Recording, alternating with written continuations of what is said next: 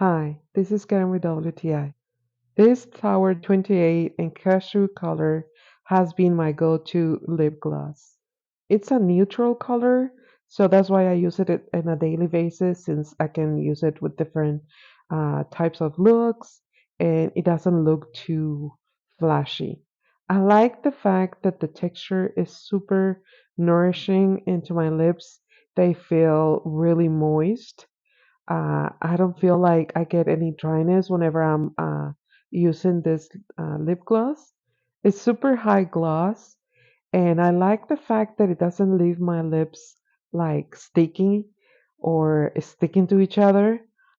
And I also love the fact that it's a buildable product.